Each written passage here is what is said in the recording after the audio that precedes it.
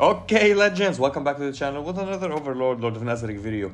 Now, we have the complete collection of the lizards. We have Crusch Lulu came into the game right now today. It was absolutely amazing. 5 characters now. As you see, I love the lizards, so I put them on my profile. One lizard to the right, one lizard to the left, and one in the middle. And now we have the last one, and it will make them 5. Yes, 5. If you're asking what is 5, and it's Crusch Lulu. And we have an upgrade also on Edstrom, on Henry, and on Death Knight, which is absolutely fantastic.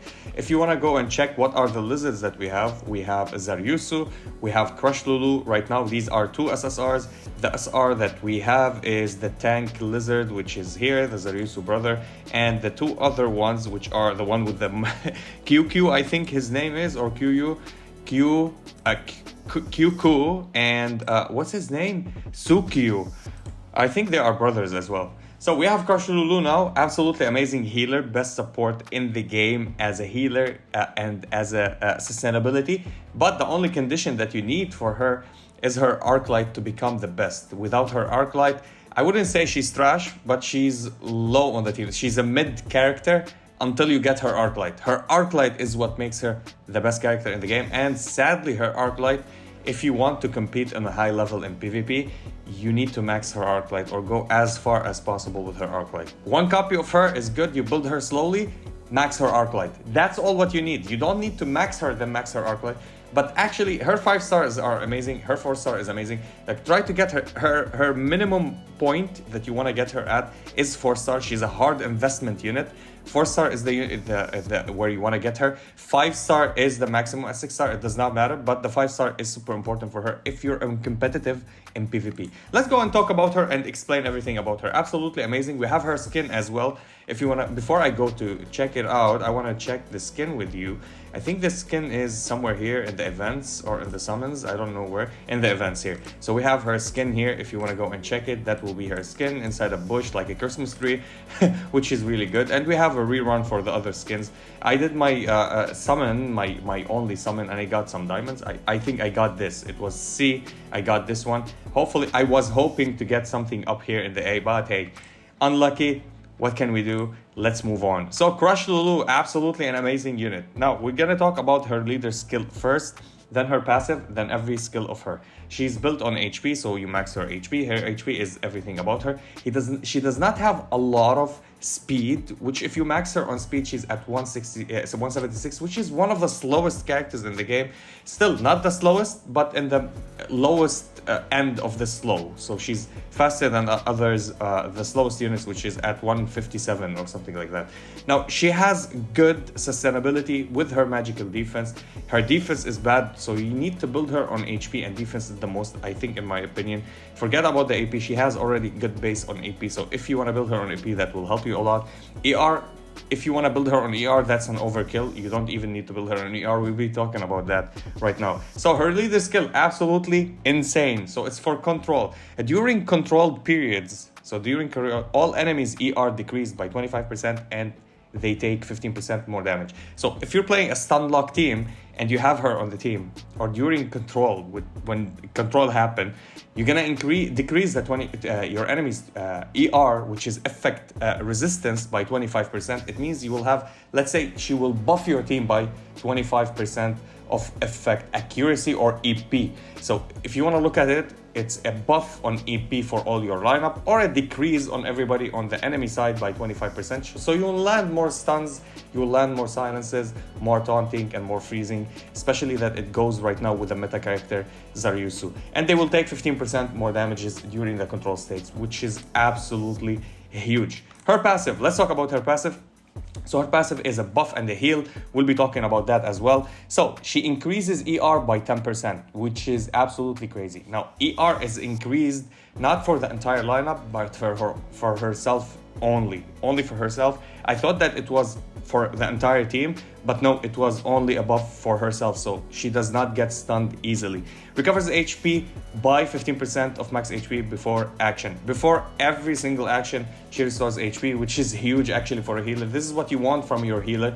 You want a healer that continuously heals themselves, heals the team, do something like regeneration, but this is only with her passive. It means the sustainability for herself. If you want her as a healer, she can be a pseudo tank on your lineup, especially if you have a good tank with shields. So she's gonna be getting shields and healing herself. So she does not care about buff blocks, because buff block prevents shield. She can give herself also healing, and she's high on HP. So you give her more HP, she sustains a lot.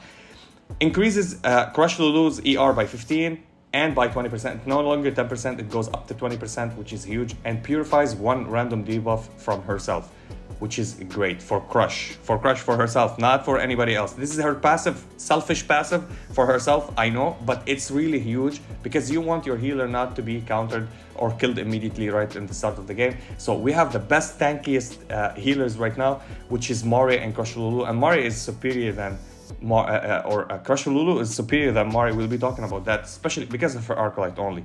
Her first skill, I've never seen such an unbelievable good skill as a first skill for any unit in the game, more than Crusch Lulu's one. We'll be talking about her. So it's a single target, it's boosting TM, and guess what? It heals as well. So hitting an enemy attacks a single enemy, dealing magical damage equal to 50% of her attack plus 6% of her HP.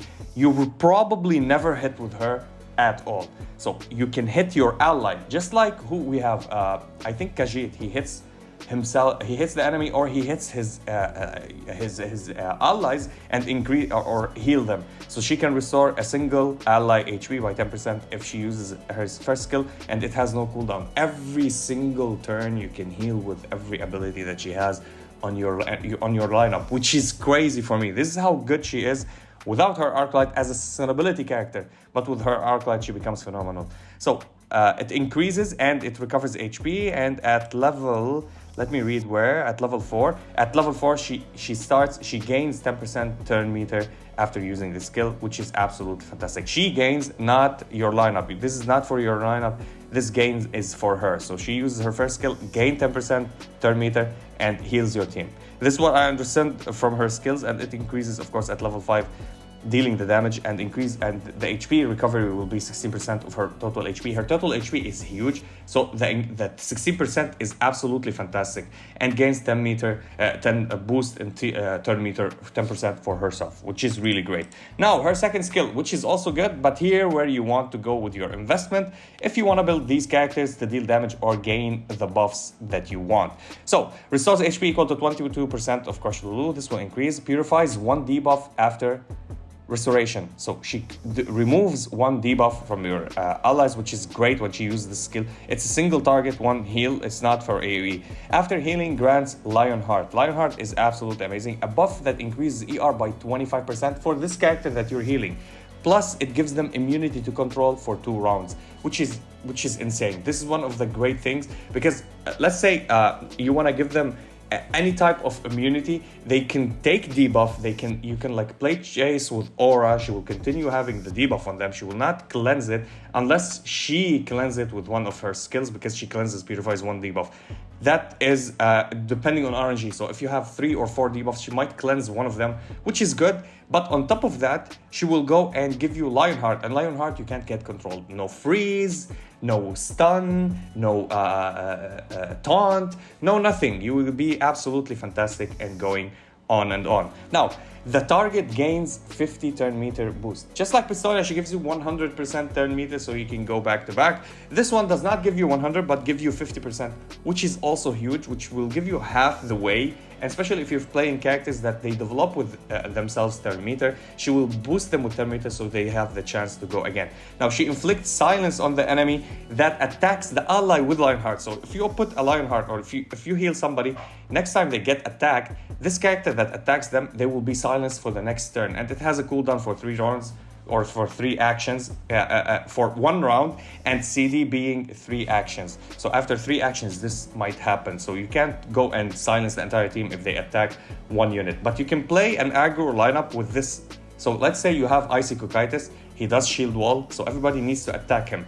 And you can go and use your second skill on Isekai. So everybody who's gonna attack Isekai, they will get these kind of silence, which is, or you force your enemy to get silence, which is really good. You can use it with Yuri as well with her assist or with her support that she does with her second skill. Now, removes all debuffs from an ally with Lionheart. Now, we'll talk about this one is the maximum investment, which is at 6 stars on Lionheart, and restores HP by 30% of her max HP when the duration of the Lionheart ends. So when the duration of the Lionheart ends, you also grant yourself a recovery of 30% HP on that unit that you're healed. So she's gonna heal them with 22%, and then by the end they're gonna get a 30%. So at level 4, she will get the silence, because before that she will not give you the silence. This is the minimum investment that we were talking about, and the maximum investment, which is at 6 stars, so she can give you another time of a healing buff, which is a great one with the Lionheart. It's absolutely fantastic. Now, if you upgrade the skill for the level 2, she will give you a crit damage boost by 30%, which is great. I think it's great. Increases the crit damage by 30%, which is great. You can build them on crit rate and buff them with crit damage with Crusch Lulu, and you can do the damages that you want. And the restoration goes from 22% to 27%, and the cooldown will go for 1 round. So it will no longer be 2 rounds, it will be 1 round. So you heal 1 round, next round you don't, the other one you can heal with it.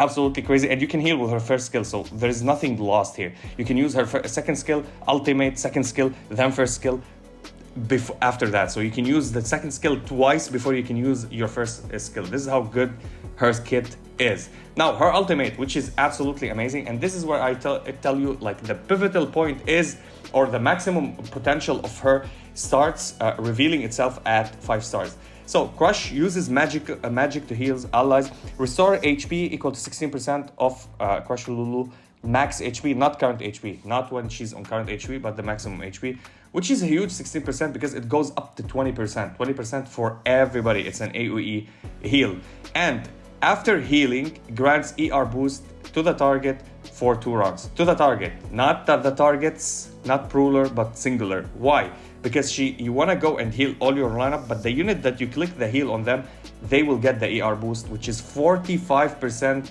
effect resistance for anything, any kind of debuff or control or anything.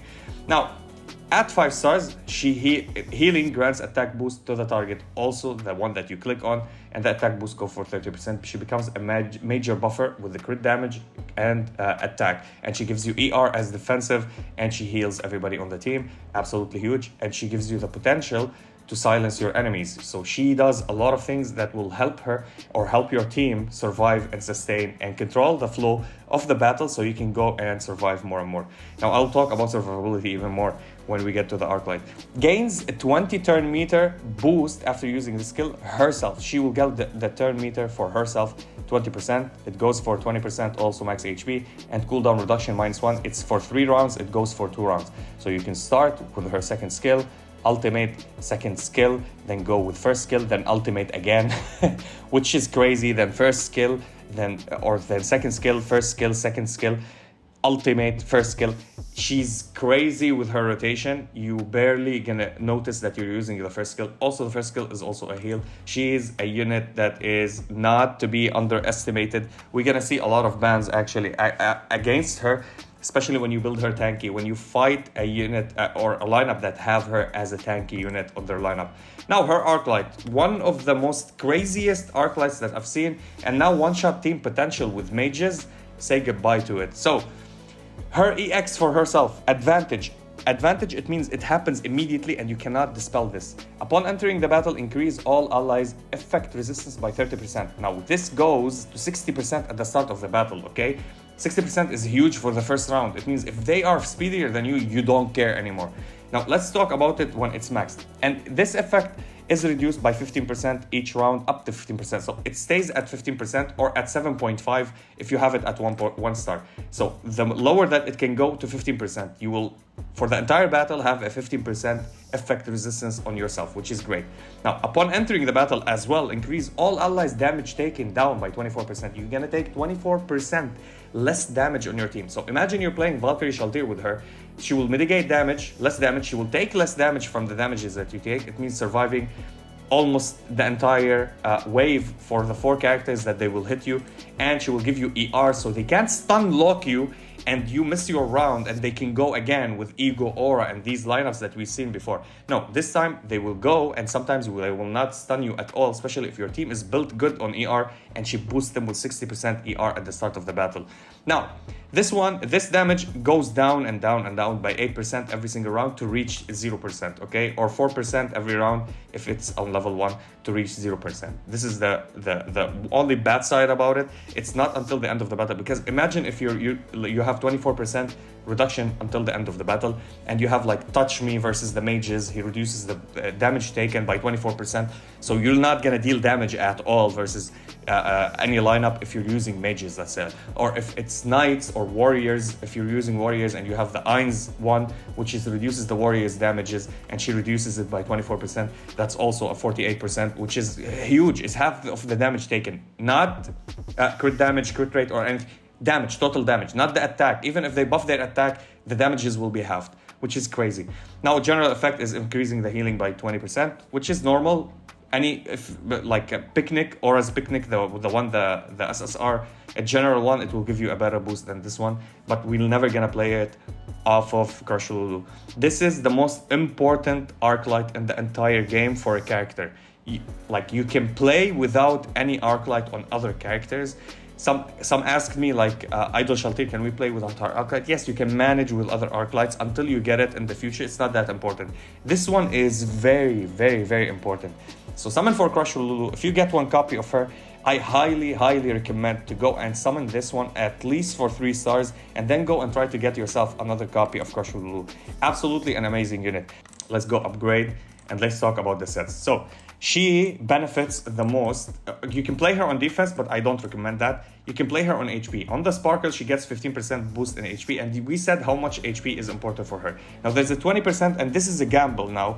This set is so good, not in PvP, but in PvE most likely, because it will reset the cooldown of a skill. So you might start with her second skill, and bam, get hit, and you have your second skill again, so you can use your second skill another time, or you must use your ultimate and then get hit. It reduces for 1 round. You use your second skill, next round you use your ultimate after it immediately, so back to back, and you can switch back and forth between second skill and ultimate. Now this is one way to play her. It's not highly recommended. It's the second best set, I would say, for her. Her best set is this set, none other than Maxime set.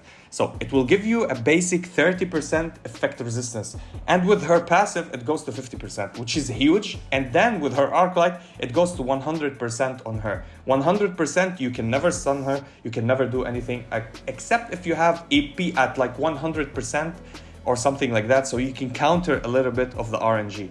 But this is absolutely huge. Plus, what does this set do? It cleanses your... it has a 70% chance to remove a random debuff from 1 random ally on your lineup. So she cleanses with her skills, plus with the Maxime set, she will cleanse. Absolutely huge. Now, of course, this set that we talked, you saw the tier list. I have a tier list for the sets that is for supports, for healers, for everybody.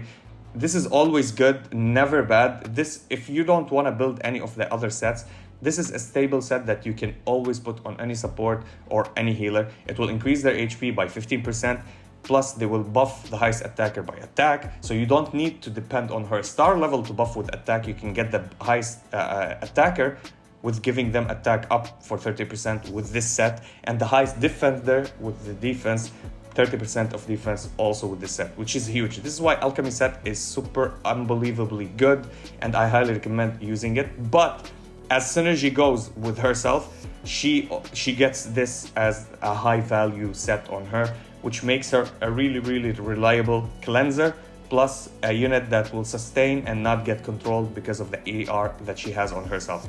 Now let's go and do a little bit of summons. I don't have a lot of summons. I have 18. I'm gonna pull with the 18. I'm gonna do 20. Maybe we'll drop to 12k. I'm gonna try to get 1 copy of her if I'm lucky. I'll try to go to the 70. If I'm lucky, I'll get it. If not, I'm gonna just cry in the corner, like always, when I fail to pull the unit because I get shafted.